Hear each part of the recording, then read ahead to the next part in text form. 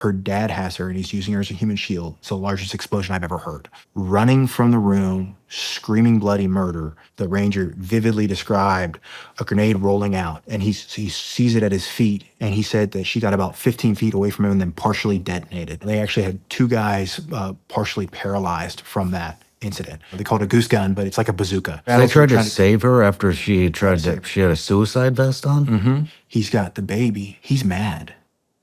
Dude, like, don't bring this baby. Like, throw it in the river. Task force goes out on a mission to capture or kill 3 named objectives. They are Uyghur/Turkestani. There's different names for that kind of ethnic group that are an Al-Qaeda branch. And one of their boutique specialties for Al-Qaeda is they run some child training camps in Syria and Afghanistan and Pakistan. That's all open source. And they had been part of this group that had left Syria and come back into Afghanistan. There's a UN report publicly available that I provided so they can see that of where these people were and what they were doing. So Rangers get tasked with doing this, and it's a pretty large hit. There's 2 company-sized elements of Rangers on the objective. And so the primary compound of interest is what they call the 10 series. That's the priority target. And then the other companies hitting this other target. Or I'm sorry, not company, I meant platoons. There are 2 platoon-sized elements are hitting this other compound. So you execute under cover of darkness. They infiltrate with, 1 train feature away outside of earshot. They execute a march in to surround the compounds and isolate them. And they succeeded that. Like, it's quiet on the objective. They maintain the light noise discipline. They surprise them. So the first thing they do is, call out, surrender or die. They go through their escalation of force, TTPs. Nobody responds. And I mean, I think the best assumption, in retrospect, was that they were arming up and putting on their vests and getting ready to go. So they continue to escalate force because there's no response from the 10 series. And they breach one of the compound walls to allow them to kind of gain situational awareness of what's going on in the compound. And there's some other ways they have of having situational awareness that we've been asked not to disclose. But they start getting voices and seeing movement inside. And so the first glimpse the multi-purpose Klingon handler sees her is her dad has her, and he's using her as a human shield.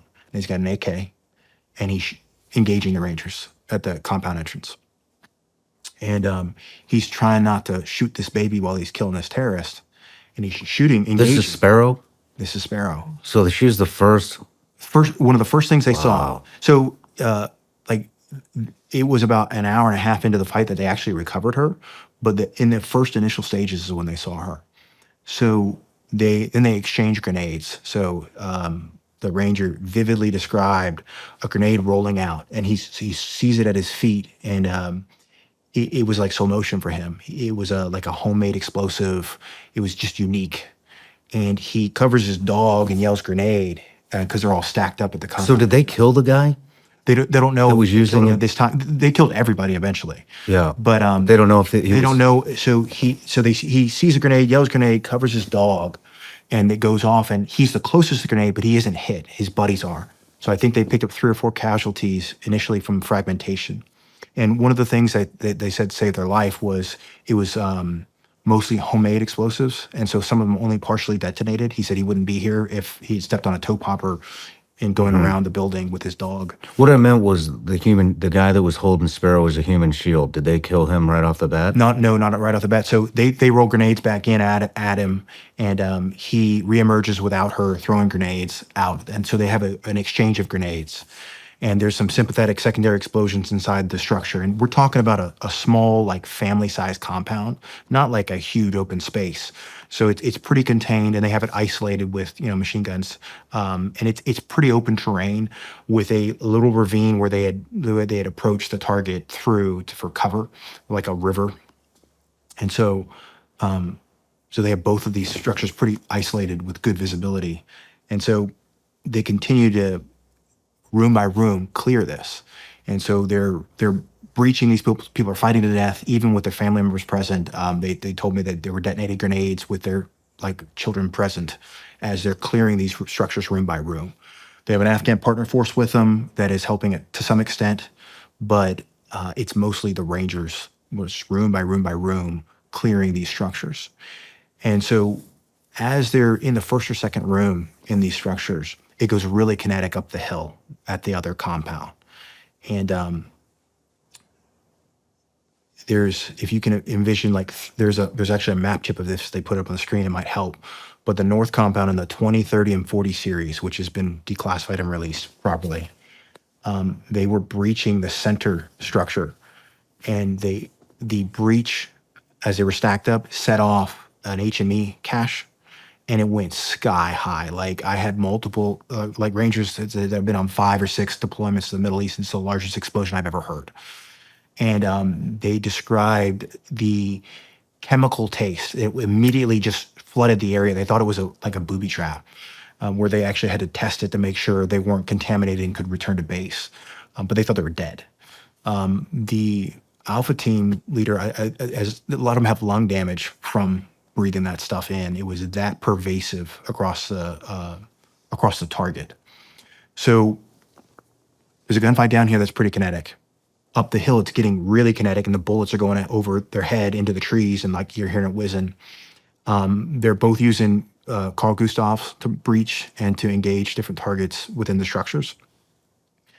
But when that HME, that homemade explosive cache went off, it was ammonium nitrate, they had multiple Rangers buried because the compound wall collapsed on them as they were stacked up. And so the dog handler and the platoon sergeant and whoever was available that could be least engaged down at the 10 series ran up the hill to dig out their buddies under fire to get them out. They actually had 2 guys partially paralyzed from that incident. And so they're already getting U.S. casualties.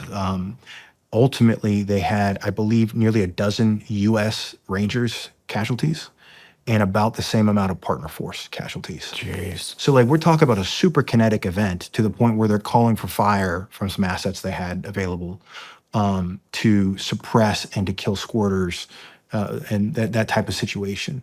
And so the multipurpose canine handler is a more senior ranger, and he had a little bit of freedom of movement because he's, make sure there's no booby traps, et cetera, and the breaches are clear for the rangers to engage and breach these compounds. So they're doing their room clearing, and they're experiencing barricaded shooters where they're shooting at the guys entering the room, throwing grenades, setting off vests over and over again through this compound. So I think they had about 4 or 5 barricaded shooters in the compound of interest where they thought the named objective was going to be. And we're talking about Human pointing to that, SIGINT pointing to that, lots of soak with ISR assets over the last couple of weeks. And it's been a structure historically used for years as a waypoint for Al-Qaeda or foreign fighters flowing into the area of operations.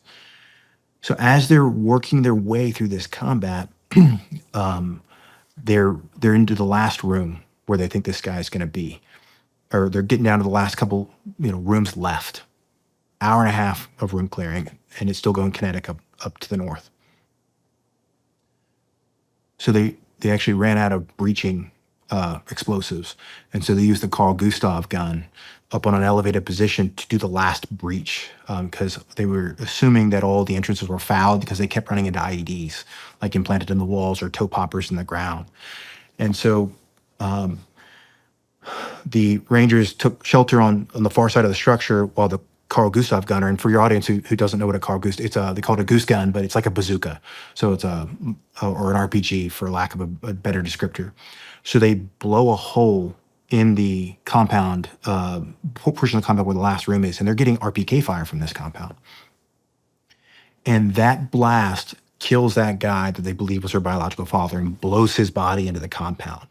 And the dog handler vividly describes like making sure he was dead, peeking in, making sure he wasn't moving, making sure he was dead, and that he had like his little like man jams and a like AK bandolier on his chest, and like distinctly Asian facial features look like the target is what he described under oath.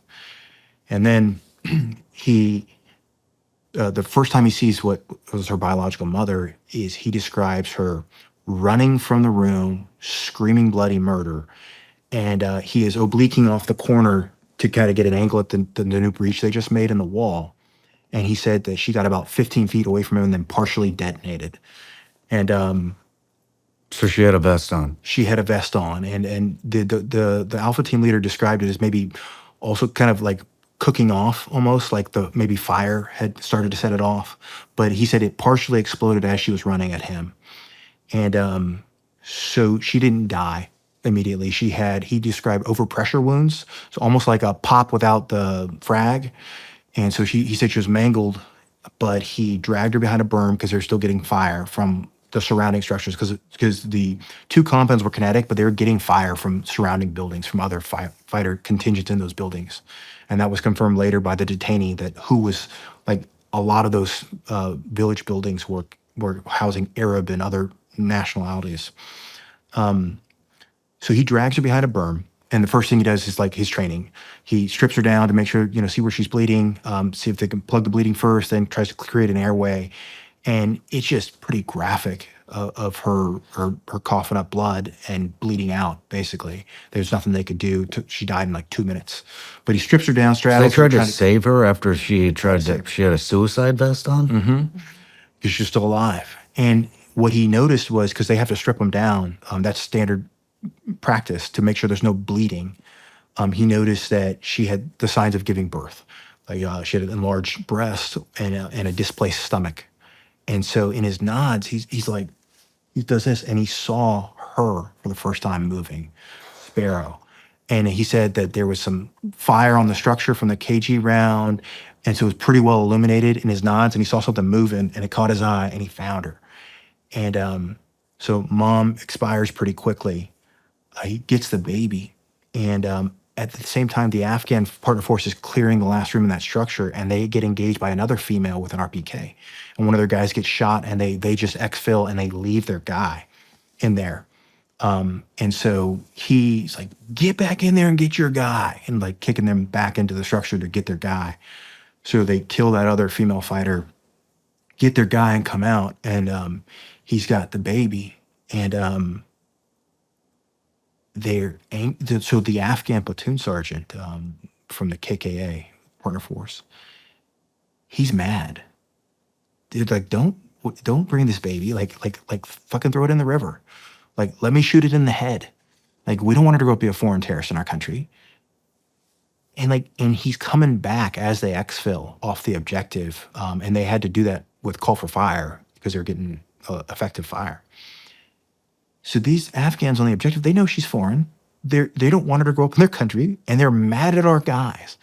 And can you imagine having your own guys bleeding? You got two paralyzed dudes at this point on stretchers, and you're walking wounded in a casualty collection point. You've got a baby that's like, she was this big, like so tiny when I met her, and that was weeks afterwards that I met her. But they have the moral courage, not even a question, like, we're not doing that, like ignoring them, resisting them. And they even had, I believe, they'd handed it off to their female engagement team or whatever SOCOM's version of that is, but they had to take them back and have positive control because they were so aggressive in wanting to dispatch this little girl on objective. And like, that's the part I don't think that, regular Americans know about this brutal civil war, is that there's a lot of bad things that happen. And, the Rangers were very sensitive about telling us these things. Initially, like, hey, how much do you really want to know about this? But we felt like obligated to at least be able to pass that knowledge on at some point of what happened. And, and it's such a contrast between what's actually these lies on the media. Like, this was not an innocent farmer. Our guys got blown up and shot and had brutal close combat with like committed terrorists who were totally fine with killing their own families as long as it meant obtaining their ultimate objective of fighting us. And these guys kept pressing on, even with wounded. Like talk about a textbook soft raid. Like even with casualties, pushing on through the objective.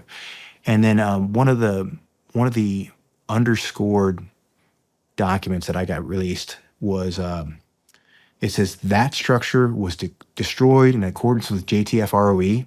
That's like the understatement of the century. Like they deliberately made sure that no Al-Qaeda operatives were walking out of that structure when they rolled off the objective. And so I am very confident, based on like the ordnance and the assets they were dropping on that thing, that no one was alive when they left. So they literally saved her life. Well, also add what he testified, the dog handler testified. Oh, so he said, he was asked at one point in all this, like, what makes you remember that night? And he said, I think that's the first time I was able to put a face to what evil looks like, seeing what he saw that night.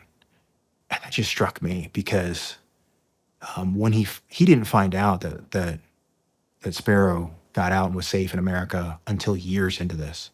Wow. And it was actually with a Google photo drive that some of the doctors and nurses put up of all her photos from her time in the hospital with American forces. And he commented and he said, I have always wondered what happened to that baby.